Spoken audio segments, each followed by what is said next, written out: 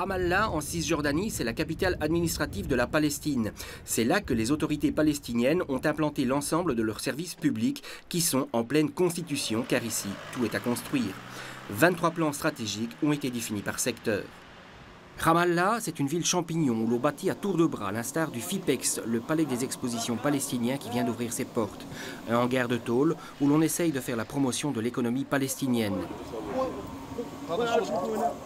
Ramallah au niveau de la construction, parce que ça construit encore un peu plus partout, ça c'est une chose. Donc on peut dire que ça avance de ce côté-là. En Palestine, les autorités politiques essayent de créer des municipalités au départ de communautés locales. Ça fait un très grand travail pour nous dans notre ministère. Et ça, c'est le travail aussi des collectivités locales.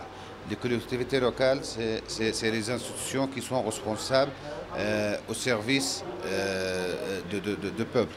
Donc, je crois qu'on a un très grand problème au niveau de ce service-là, au niveau de l'eau, au niveau de l'électricité, au niveau des rues qui n'existent pas, et en même temps, au niveau même les capacités des gens qui travaillent dans ces collectivités locales, et de faire un système, soit un système juridique ou bien un système technique et un système administratif et financier en même temps. Et là, la province de Hainaut peut apporter son savoir-faire dans la formation des fonctionnaires locaux. Au niveau de l'école d'administration, on a ce rôle qui est de former le personnel des administrations locales, donc des communes, des CPAS, des hôpitaux publics.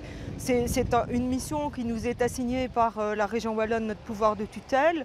Et j'ai offert une collaboration de ce type et ils étaient particulièrement intéressés. Notre solidarité avec la Palestine n'est pas synonyme d'une quelconque animosité à l'endroit de personne d'ailleurs, c'est simplement l'expression d'une solidarité par rapport à des gens qui font preuve d'une imagination incroyable dans une situation absolument terrible. Ils ont l'intention, et dans toute démocratie c'est comme ça que ça doit fonctionner, d'aller beaucoup plus vers une décentralisation, donc beaucoup plus de pouvoir aux communes.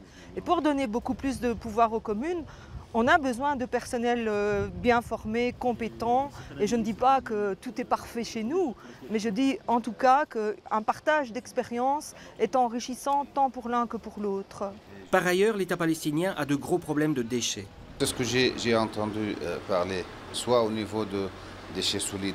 Je crois que les techniciens belges, je crois que ça c'est très important pour nous, pour pouvoir faire notre plan stratégique 2010-2014 concernant le déchet solide. Moi je suis plus peut-être sur le volet technique et donc toutes les questions liées à la gestion des déchets, à la gestion de l'eau, les captages d'eau, la gestion même du traitement d'eau aussi, ce sont des choses qui nous interpellent et nous avons chez nous de grandes compétences et on peut peut-être tenter d'assurer la connexion entre ces compétences belges, wallonnes et la région ici en Palestine.